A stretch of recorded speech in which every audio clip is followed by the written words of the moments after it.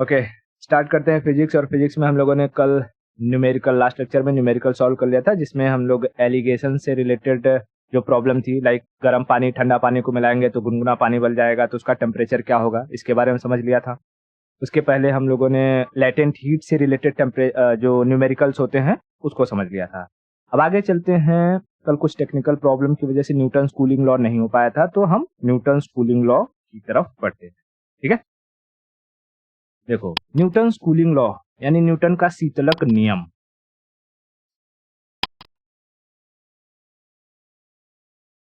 Newton's cooling law, Newton का शीतलक नियम। न्यूटन कहता है कि कोई भी ऑब्जेक्ट अगर ठंडी होगी तो उसके ठंडे होने की रेट की जब हम बात करते हैं तो टाइमिंग है ना, टाइम रेट टाइम को रिप्रेजेंट करता है। जैसे हम कहते हैं मीटर पर सेकेंड, तो एक तरीके से सेकेंड क्या है, टाइम है। तो वैसे ही फिजिक्स में या केमिस्ट्री में जब हम रेट पढ़ते हैं कि इतने की रेट से, मैथ में रेट वो दाम वाला हो जाता है, लेकिन फिजिक्स और केमिस्ट्री में रेट टाइम को रिप्रेजेंट करता है। तो न्यूटन कहता है कि अगर कोई भी ऑब्जेक्ट कितनी तेजी से ठंडी होगी वो डिपेंड करेगा उसके सराउंडिंग्स पर। पहली चीज वो क्या कहता है, the cooling rate of an object depends on their surrounding. क्या कहता है, cooling rate of an object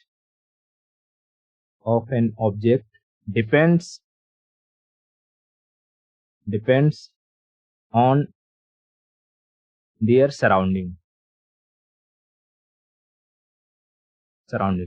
यानी आसपास के माहौल पर डिपेंड करेगा। दूसरी बात वो कहता है कि जैसे जैसे टेम्परेचर गिरने लगेगा वो और नीचे गिरने के लिए और ज्यादा टाइम लेगा। मैं समझाता हूं क्या कह रहा हूं। कह रहा है कि as cooling rate increases, cooling rate increase होने का मतलब क्या है, कुछ ज्यादा तेजी से ठंडा हो रहा है। मतलब पहले 90 डिग्री था, अब 80 डिग्री आ रहा है, फिर 70 डिग्री हो रहा है।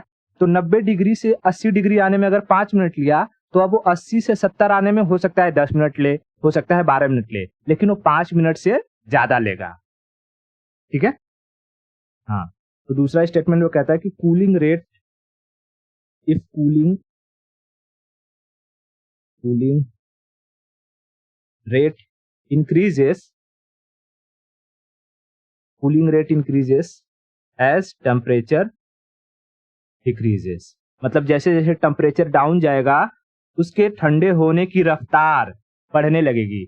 मतलब रफ्तार यहाँ क्या है, टाइमिंग समझ में आया क्या। मैं यहाँ एग्जांपल देके समझाता हूँ कि मान लो ये कोई ऑब्जेक्ट है, ठीक है, और इसका टेम्परेचर अभी है 100 डिग्री सेल्सियस। ठीक है, उसके बाद ये 100 डिग्री से 90 डिग्री सेल्सियस आने में अगर उसने लिया 5 मिनट, तो 90 से और नीचे जाएगा 80 डिग्री, तो 90 से 80 आने में ये 5 से ज्यादा लेगा। हो सकता है कि 7 मिनट ले, 6 मिनट ले, 8 मिनट ले, लेकिन 5 से कम नहीं लेगा, 5 से ज्यादा लेगा। उसी तरीके से 80 से अगर 70 आएगा तो ये 7 से ज्यादा लेगा। हो सकता है 8 ले, 9 ले या 10 ले, ठीक है, लेकिन 7 मिनट नहीं लेगा, 7 से ज्यादा लेगा। तो वही कह रहा है कि as the temperature decreases cooling rate मतलब टाइमिंग इंक्रीजेस। ठीक है, कूलिंग रेट इंक्रीजेस। तो what is the Newton's law, Newton's cooling law.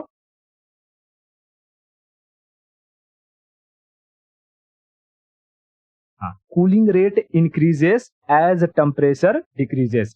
पहली चीज कहता है कि the cooling rate of an object is depends on their surrounding. ठीक है, उसके आसपास के। जैसे कि मैं कहूं कि कोई कप है, इस कप में मैंने रखी है चाय, ठीक है, चाय गर्म है, और मैं इसको एक थर्माकोल के अंदर बंद कर देता हूं। क्या लगता है, ये इसका टेम्परेचर बहुत तेजी से गिरेगा, धीरे धीरे गिरेगा या नहीं गिरेगा।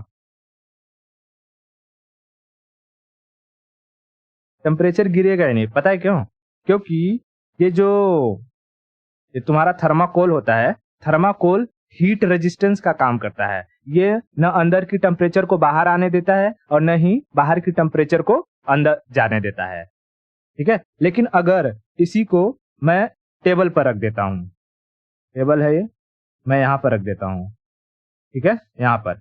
तब ये कैसे होगा, इसका धीरे धीरे टेम्परेचर गिरने लगेगा। लेकिन मैं यहीं पर पंखा चालू कर दूं, पंखा चालू कर दूं तो ये इसका टेम्परेचर और तेजी से गिरने लगेगा। यानी सराउंडिंग्स में जितनी ठंडक आएगी टेम्परेचर उतना ही तेजी से फॉल होगा। Are you getting my point? हाँ, तो इसी न्यूटन्स कूलिंग लॉ से रिलेटेड एक फॉर्मूला है जिसको हम कहते हैं Q1 minus Q2 upon T is equal to K Q1 plus Q2 upon 2 minus Q। ये फॉर्मूला है किसका? न्यूटन्स कूलिंग लॉ का, न्यूटन्स कूलिंग लॉ का। अब इसमें देखो क्या क्या टर्मिनोलॉजी है।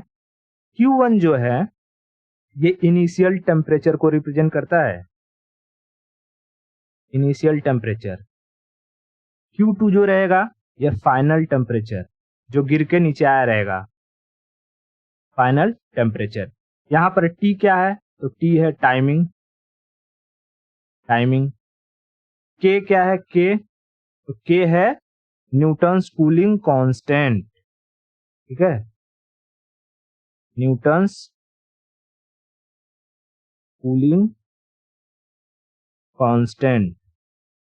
और यहां पर जो Q है, Q, ये तो Q1 Q2 था, ये Q क्या है? Q, ये Q है हमारा रूम टेम्परेचर, रूम टेम्परेचर। क्योंकि कोई भी ऑब्जेक्ट कितना ठंडा होगा? जितना रूम टेम्परेचर होगा, है ना, जितना रूम टेम्परेचर होगा। इतना क्लियर हुआ? ओके, तो अब हम इस पे पहले कुछ न्यूमेरिकल समझते हैं, ठीक है। ओके, देखो, जैसे इससे रिलेटेड न्यूमेरिकल्स मैं पहले क्वेश्चन लिख देता हूं। कहता है कि किसी गर्म पानी को, किसी गर्म पानी को 100 डिग्री सेल्सियस से 90 डिग्री लाने पर, 100 डिग्री सेल्सियस से 90 डिग्री सेल्सियस लाने पर 10 मिनट लगता है, 10 मिनट लगता है। तो 30 डिग्री रूम टेम्परेचर पर, 30 डिग्री सेल्सियस रूम, मैं रूम टेम्परेचर इंग्लिश में ही लिख देता हूँ, नहीं हिंदी। रूम टेम्परेचर पर, रूम टेम्परेचर पर उसे 90 डिग्री सेल्सियस से 80 डिग्री सेल्सियस होने में, 80 डिग्री सेल्सियस होने में कितना वक्त लगेगा, वक्त लगेगा, ठीक है। ये इस तरीके का क्वेश्चन पूछेगा, ठीक है। तो जैसे ही हम देखेंगे कि भाई 100 डिग्री से 90 डिग्री हुआ है, कुछ टाइम दिया हुआ है, उसके बाद 30 डिग्री रूम टेम्परेचर दिया है, फिर कह रहा है कि 90 से 80 आने पर तुरंत हमारे दिमाग में क्लिक होना चाहिए Newton's cooling law. Newton's cooling law कहता है कि Q1 minus Q2 upon T is equal to K Q1 plus Q2 upon 2 minus Q। ये फॉर्मूला याद आ जाएगा। अब हमको पता है कि भाई इसमें हमें T निकालनी है, लेकिन T निकालने से पहले हमें K पता करना पड़ेगा, क्योंकि K की वैल्यू तो दिया नहीं है ना। अगर हम K पता कर लेते हैं, क्योंकि हमारे पास Q1 है, Q2 है, Q है, तो इस तरीके से हम पहला एक T भी दिया हुआ है कि भाई 100 से 90 जाने में 10 मिनट लग रहा है, तो पहले T का इस्तेमाल करके हम K की वैल्यू निकाल लेंगे, और उसके बाद K की वैल्यू पुट करके हम दूसरे T की वैल्यू फाइंड आउट कर लेंगे, है ना। तो एक काम करो, पहले तुम फाइंड आउट करो, फिर मैं इसको सॉल्व करूंगा। चलो इसको सॉल्व करते हैं और समझते हैं। देखो मैंने पहले क्या कहा कि जब टेम्परेचर, मैं दूसरा पेज ले लेता हूँ, टेम्परेचर था भाई 100 डिग्री सेल्सियस, 100 से आया 90, तो इस 90 आने में उसने टाइमिंग लिया 10 मिनट, ठीक है।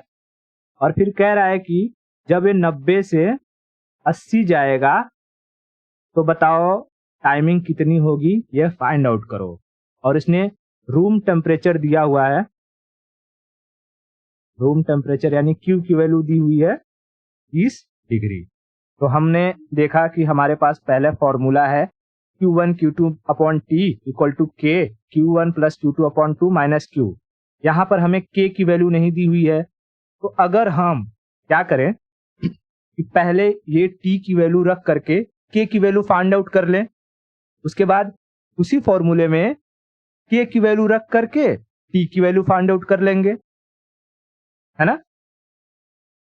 देखते हैं, देखो जैसे फॉर्मूला क्या है, Q1 minus Q2 upon T is equal to Q1 plus Q2 upon 2 minus Q, यही है बरोबर। अब चलो हम यहाँ पर क्या करते हैं, वैल्यू रखते हैं पहले। Q1 कितना है, हमारा Q1 है भैया 100, है ना Q1। और यहाँ पर Q2 क्या नहीं लिखा है, अच्छा K नहीं लिखा, K लिख दूंगा, ठीक है। और यहाँ पर Q2 हो जाएगा 90, तो मैं यहाँ लिखता हूँ 100 माइनस 90।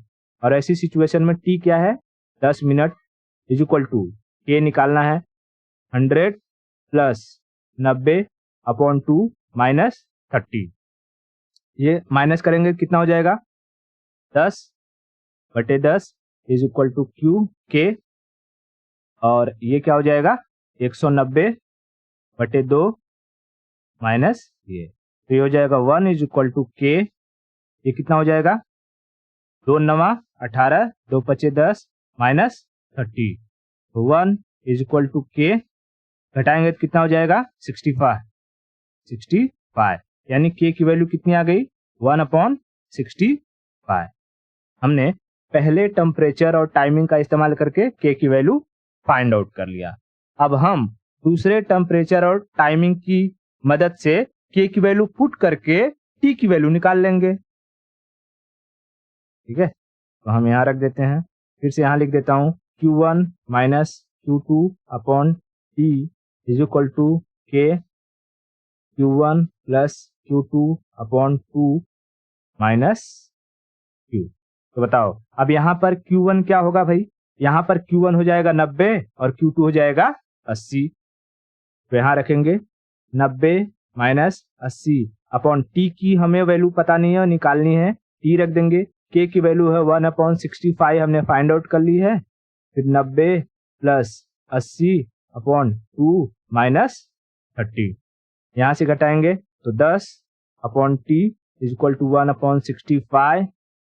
इसको जो ऐड करेंगे तो क्या हो जाएगा 9 8 17 170 अपॉन 2 माइनस 30, तो 10 upon T is equal to 1/65।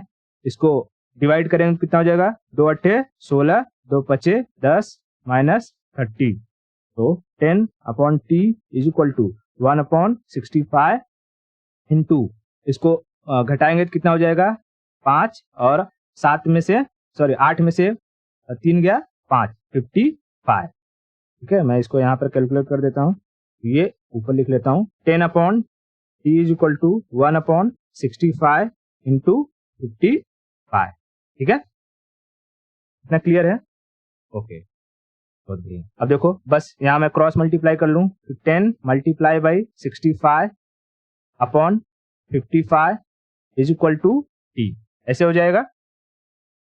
5 से मैं काट दूंगा, 5 दूनी 10, 5 इकन्ना 5, यानी 2 गुणते 65 upon 11 is equal to T.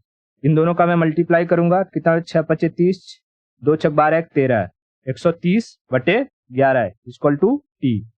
Cancel करूंगा तो कितना हो जाएगा 11 इकन्ना 11 बचा 2, फिर 11 दूनी 22, 11 दूनी 22 जाएगा ना, फिर कितना बच गया 7, हाँ 7 7 गया 70, अरे हाँ तो मतलब वही आसपास 11 7 77 हो जाएगा, 80 7 टाइम जाएगा ना, तो ये हो जाएगा मिनट, ये हो जाएगा 12.7 मिनट। तो देखो एग्जाम में अगर जब आता है तो इतना हम बड़ा फॉर्मूला लगा करके एक क्वेश्चन के लिए 1 मार्क के लिए तो सॉल्व करने जाएंगे नहीं। तो अमूमन क्या देखा जाता है कि हम क्या करते हैं, जो भी हमारा टाइमिंग दिया रहता है ना, जैसे 10 मिनट दिया है तो इसी 10 मिनट का 1.5 गुना, कितना 1.5 गुना टाइमिंग को एक्स्ट्रा निकाल लेते हैं, या 40%, ठीक है 1.5 गुना या 40%। जैसे 10 मिनट है तो 10 मिनट का 1.5 गुना कितना हो जाएगा, 1 गुना तो 10 और प्लस आधा जोड़ लो 1.5 तो हो जाएगा 15। तो 15 के आसपास वाला हम जो आंसर देखेंगे, इसमें ऑप्शन कैसे दे देगा, जैसे ए रहेगा पहला तो दे देगा 10 मिनट, तो 10 मिनट ये ऐसे ही कैंसिल आउट हो जाएगा कि भाई इक्वल होगा नहीं, उससे ज्यादा ही होगा। बी दे देगा कि 10 मिनट से कम 5 मिनट, सी दे देगा 20 मिनट, या डी दे देगा इसी के आसपास 12 मिनट। तो हम देखेंगे 10 के आसपास में कौन सा है, ठीक है 10 के आसपास में 12 है, तो ये हम इस तरीके से इसको आंसर निकालेंगे, कितने गुना 1.5 गुना होना चाहिए, 1.5 गुना। अभी जैसे 12 आ जाएगा फिर 12 का 1.5 गुना निकालेंगे, उसका 1.5 गुना निकालेंगे, उसके आगे नीचे अगर और टेम्परेचर डिक्रीज होता है तब, ठीक है। अमूमन ये 2 ही टेम्परेचर तक देता है। इतना समझ में आया न्यूटन कूलिंग लॉ के बारे में, बहुत बढ़िया। अब आगे चलते हैं और हम लोग समझते हैं थर्मोडायनामिक्स, ठीक है थर्मोडायनामिक्स। अब देखो पहले थर्मोडायनामिक्स का मतलब समझते हैं, क्या कहता है थर्मोडायनामिक्स। इसमें 2 वर्ड जुड़ा हुआ है, क्या क्या है, एक है थर्मो और एक है डायनामिक। थर्मो का मतलब क्या होता है भाई, हीट, हीट है ना, हीट उष्मा। और डायनामिक का मतलब होता है मूवमेंट, मूवमेंट यानी हीट की वजह से होने वाला मूवमेंट कहलाता है थर्मोडायनामिक। समझ में आया, हीट की वजह से होने वाला मूवमेंट क्या कहलाएगा, थर्मोडायनामिक। जैसे जो स्टीम इंजन थी, स्टीम इंजन कैसे चलती थी, भाप से, है ना, भाप से। भाप कैसे जनरेट होता था, पानी को बॉईल करके। पानी कैसे बॉईल होता था, हीट से। तो हीट ने पानी को गर्म किया, भाप बना, और भाप ने गाड़ी को चला दिया। तो हीट की वजह से मूवमेंट हुआ कि नहीं, तो उसे हम क्या कहेंगे, it works on the thermodynamics, ठीक है थर्मोडायनामिक। अब समझ में आया थर्मोडायनामिक का मतलब क्या होता है। देखो थर्मोडायनामिक के बेसिकली 3 रूल होते हैं, ठीक है। लॉज ऑफ थर्मोडायनामिक्स सुना होगा, हाँ लॉज ऑफ थर्मोडायनामिक क्या होता है। पहला लॉ, फर्स्ट लॉ जो होता है वो कंजर्वेशन ऑफ एनर्जी पर बेस्ड होता है। पहले मैं लिखता हूं first law, first law based on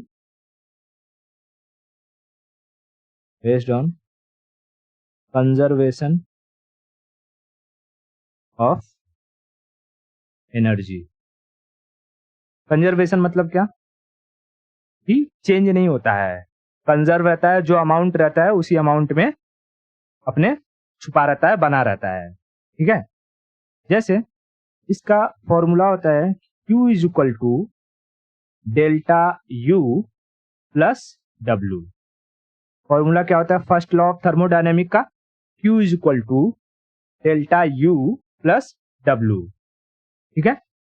Q क्या है, Q है गिवन हीट या गिवन एनर्जी, ठीक है। क्योंकि अभी तक हम हीट हीट पढ़ते हैं तो मैं हीट ही लिखता हूं। हीट एक तरीके का क्या है, एक तरीके की एनर्जी है, ठीक है, गिवन हीट। डेल्टा यू क्या है, तो ये एब्जॉर्ब्ड हीट, किसी भी ऑब्जेक्ट के द्वारा एब्जॉर्ब किया गया हीट। अभी मैं समझाऊंगा, एब्जॉर्ब्ड हीट, ठीक है एब्जॉर्ब्ड हीट। और W क्या है? तो किसी भी ऑब्जेक्ट के द्वारा किया गया काम, वर्क डन। Work done. अब इसको हम रियल लाइफ एग्जांपल में समझते हैं। रोटी बनाया, रोटी किस में बनता है? कढ़ाई में कि जो है थरिया में, तवे पे बनता है। बहुत बढ़िया। तो ये मैं बना दिया तवा, ठीक है। तवा, तवे को किस पे रखते हैं? गैस पे। तो ये मैंने बना दिया गैस, और गैस से मैंने दिया आंच, मतलब हीट, ठीक है। ये मैंने ही हीट दिया। अच्छा, ये जो गैस होगा, ये गैस, ओके। तो हम जैसे ही गैस ऑन करते हैं तो गैस, मान लेते हैं कि भाई गैस ने अपनी 100% एनर्जी दी, ठीक है। 100% एनर्जी दी, और हमने रोटी बेल के रखा है, और वो रोटी झपक से इस पे अगर हम रख देते हैं तावे पर, तो क्या जैसे ही रोटी रखते हैं और अभी हमने गैस चालू किया था, रोटी बनना शुरू हो जाता है? नहीं।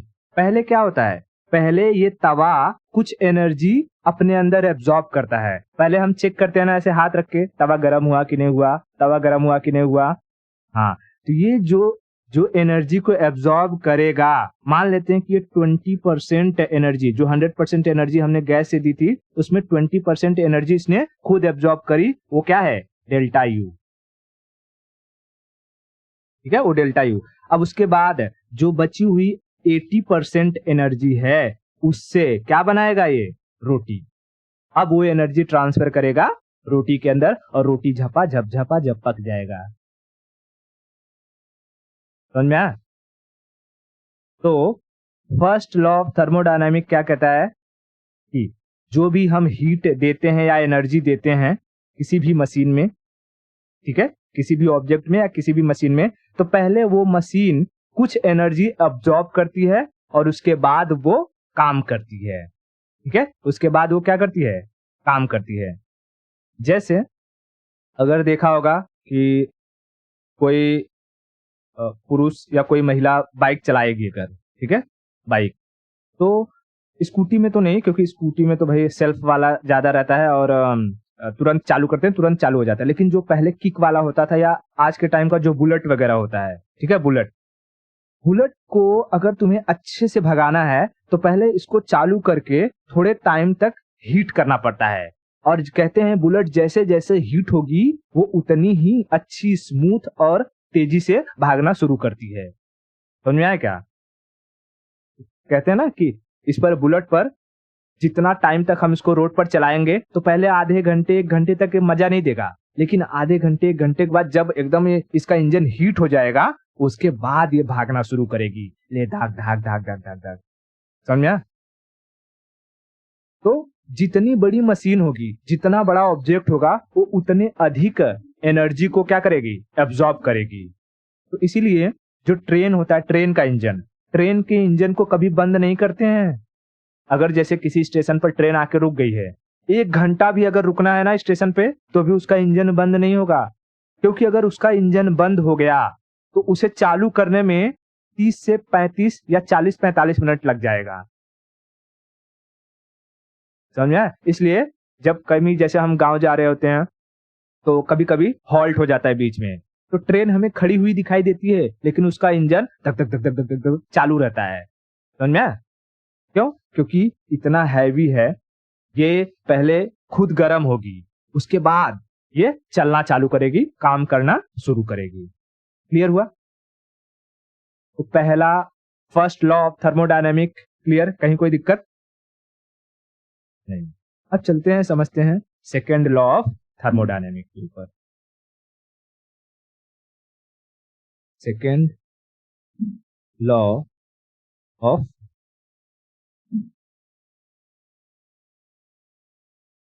थर्मोडायनेमिक, ठीक है, सेकेंड लॉ ऑफ थर्मोडायनेमिक। ये कहता है it is based on the energy flow. Second law किस पर बेस्ड है? Based on the energy flow, energy flow पर बेस्ड है। कहता है, क्या कहता है कि कभी भी जो एनर्जी होगी वो हॉटर बॉडी टू कूल्डर बॉडी की तरफ फ्लो होगी। कोल्डर बॉडी, पहली चीज ये कहता है energy flows always hotter body to colder, या कूलर बॉडी लिखता हूं, कूलर ठीक है, कूलर बॉडी या कोल्डर बॉडी, जो यहां सुटेबल लगे उसको लिख देना, ठीक है।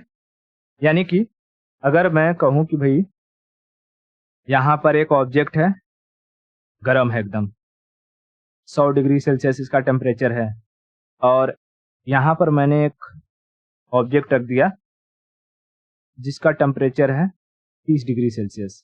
तो बताओ 100 डिग्री सेल्सियस वाला 30 डिग्री की तरफ जाएगा या 30 डिग्री वाला 100 डिग्री की तरफ आएगा? 100 वाला 30 की तरफ।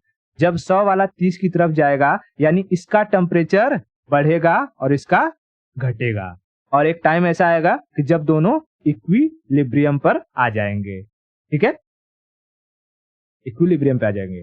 तो इसी में दूसरा पॉइंट कहता है कि अगर दो सेम टेम्परेचर के बॉडी हैं, दो सेम टेम्परेचर वाले बॉडी हैं, तो उनमें एनर्जी या हीट का फ्लो नहीं होगा, कंटिन्यूअस नहीं होगा, ठीक है।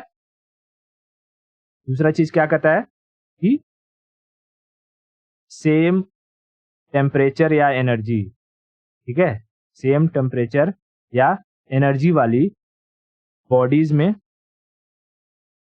हीट फ्लो नहीं होगा, ठीक है। मैं इसके कट मार देता हूं, तो यहाँ हीट फ्लो क्या लिखा हूं, हीट फ्लो नहीं होगा, ठीक है, हीट फ्लो नहीं होगा। और पहले में क्या करा है कि जब हीट फ्लो होना शुरू होगा यानी एनर्जी फ्लो होना शुरू होगा तो तब तक होगा जब तक दोनों इक्विलिब्रियम पर ना आ जाए। इक्विलिब्रियम मतलब क्या? Same temperature equal temperature, T1 equal to T2 हो जाए तो उसे हम इक्विलिब्रियम कहेंगे। इतना क्लियर है? बहुत बढ़िया। उसके बाद तीसरा लॉ बहुत आसान है। तीसरे लॉ को हम जीरोथ लॉ के नाम से भी जानते हैं। थर्ड लॉ को हम किस नाम से जानते हैं?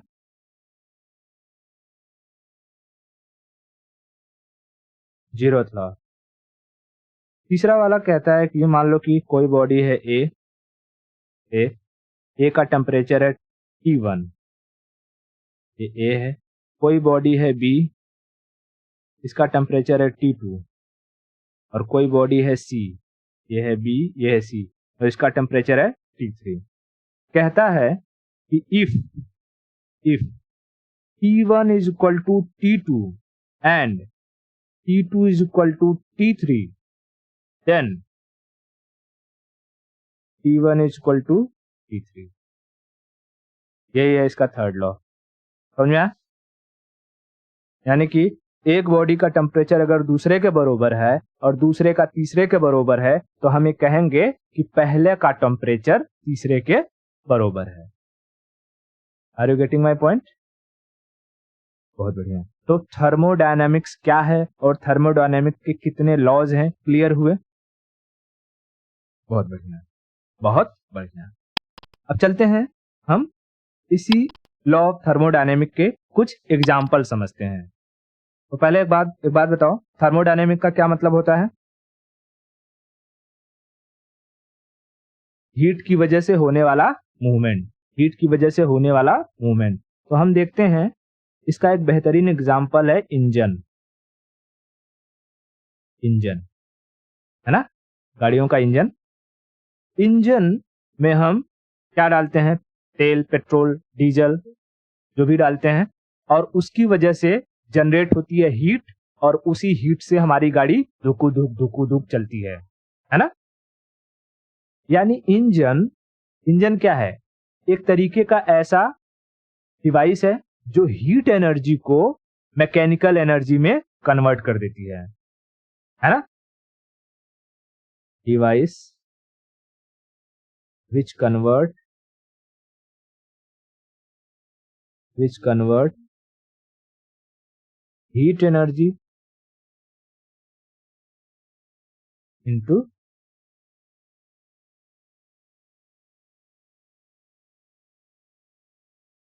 Mechanical energy. अच्छा, जब मैं मैकेनिकल कहता हूं तो इसका मतलब समझ में आता है ना? मैकेनिकल मतलब kinetic energy plus potential energy. याद है क्या? ठीक है, तो इतना क्लियर हुआ। अब ये जो इंजन होता है, इंजन दो टाइप का होता है। इंजन कितने टाइप का होता है? इंजन होता है दो टाइप का। मैं यहां दिखाता हूं भाई, एक, दो। एक को हम कहते हैं एक्सटर्नल कंबसन इंजन। क्या कहते हैं? External combustion engine. और दूसरे को हम कहते हैं इंटरनल कंबसन इंजन। देखो, फिजिक्स में ना कंबसन का मतलब क्या होता है? जलाना। ठीक है? जैसे अगर स्टीम वाला वो इंजन याद हो, स्टीम वाला इंजन जो पहले गदर वगैरह मूवी में दिखाया जाता था या पुरानी मूवीज में, कि एक जगह, अच्छा गदर मूवी तो बहुत फेमस, उसमें जब सनी देओल अपनी वाइफ के साथ और बेटे के साथ पाकिस्तान से भागता है, तो वो दोनों एक जिस रेलगाड़ी में रहते हैं उसमें वो किसकी कौन सी रहती है? स्टीम वाली रहती है, और उसमें वो लोग कोयला झोंकते हैं धकाधक धकाधक। तो देखते हैं कि उसका छोटा बेटा देखता है कि मेरे बाबू तो जाकर के उधर लोगों को थूर रहे हैं, मेरी माँ कोयला झोंक रही है, मैं भी कोयला झोंकता हूँ। वो भी धकाधक धकाधक कोयला झोंकता है। तो कोयला क्यों झोंक रहा है? क्योंकि क्योंकि वो जैसे जैसे कोयला झोंकेगा तो वहां पर रखा हुआ है बॉयलर, और वो बॉयलर में है पानी। वो पानी गर्म होगा और बनाएगा भाप, और जितना अधिक तेजी से बनेगा भाप, उतनी अधिक तेजी से चलेगी रेलगाड़ी और हम लोग भाग जाएंगे। ठीक है? तो जब हम कभी बाहर से आग लगाते हैं और पानी को गर्म करते हैं, या इंजन को गर्म करते हैं बाहर से आग लगा करके, वैसे इंजन को हम क्या कहते हैं? External combustion engine. External combustion engine. यहां हम बाहर से आग लगाते हैं और यहाँ पानी बॉईल होता है, गर्म होता है, स्टीम जनरेट होता है, भाप बनता है और गाड़ी आगे चल पड़ती है। तो जब कभी भी पुराने मूवीज में जब रेलवे स्टेशन पे गाड़ी रुकती होगी तो देखते होंगे उसके आजू बाजू धुआं धुआं हो जाता था पूरा। वो धुआं धुआं क्या रहता था? जो एक्स्ट्रा बचा हुआ भाप रहता था वही खुल जाता था वॉल्व के जरिए, और फुस से निकलता था पूरा एकदम व्हाइट व्हाइट धुआं धुआं हो जाता था। ठीक है? हाँ, ओके। तो एक्सटर्नल कंबसन इंजन क्या होता है, क्लियर हुआ? बहुत बढ़िया। अब हम समझ लेते हैं कि इंटरनल कंबसन इंजन क्या होता है। देखो, जैसे बाइक वगैरह देखते हैं तो बाइक वाइक जब चलाते हैं तो चलते चलते बाइक का इंजन गर्म होता है कि नहीं होता है? होता है। उसको कोई अगर हाथ, बाइक बंद होने के बाद अगर किसी ने हाथ लगा दिया या किसी का पैर लग गया, चटका देगा वो, इतना गर्म रहता है। तो भाई वो गर्म क्यों होता है? क्योंकि उसके अंदर लगी होती है आग। वो आग क्या हम मैनुअली लगाते हैं? कहते हैं एक हाथ से हैंडल संभालो और एक हाथ से आग लगाओ, ऐसा करते हैं क्या? नहीं, लेकिन वो आग लगती रहती है अंदर ही अंदर। ऐसे इंजन को हम कहते हैं internal combustion engine. Internal combustion engine. ठीक है? अब ये जो इंजन होता है यह तीन चीजों से मिलकर बनता है। एक को हम कहते हैं लाइनर, दूसरे को कहते हैं पिस्टन, और तीसरे को कहते हैं सिलेंडर। ठीक है? सिलेंडर। अब इस कॉम्बिनेशन को समझने के लिए मैंने सिंपल एग्जांपल लिया है, ये इंजेक्शन वाला। इंजेक्शन लगाए कभी? हाँ, देखा होगा इंजेक्शन। तो इंजेक्शन के अंदर ये जो आगे पीछे होता है, ये इसको हम कहते हैं पिस्टन। पिस्टन का मतलब सिंपल चीज है, कोई ऐसी चीज जो आगे पीछे मूव कर सके। ठीक है? जो आगे पीछे मूव कर सके, मूव फ्रंट एंड बैकवर्ड, उसे हम पिस्टन कहेंगे। और ये पिस्टन जिसमें मूव कर रहा होता है उसे हम सिलेंडर कहते हैं, और पिस्टन के आगे जो प्रोटेक्शन लगा होता है उसे हम लाइनर कहते हैं। इतना समझ में आ गया? लाइनर। तो जो हमारा इंजन होता है, इंजन की बनावट भी कुछ इसी तरीके से रहती है कि यहाँ ऐसा रहता है, ये सिलेंडर रहता है, इसके नीचे आया रहता है ये पिस्टन, और ये पिस्टन में यहाँ लगा रहता है, ये नीचे एक सील की तरह दिया रहता है, उसको हम कहते हैं लाइनर। समझ में आया? तो हमारा जो बाइक या कार का जो इंजन रहता है वो इन्हीं तीन चीजों से मिलकर बनता है, लाइनर, पिस्टन और सिलेंडर। लाइनर, पिस्टन और सिलेंडर। इतना कंसेप्ट क्लियर है? बहुत बढ़िया। तो आज के लिए हम इतना रखेंगे, बाकी का कंसेप्ट नेक्स्ट लेक्चर में देखेंगे।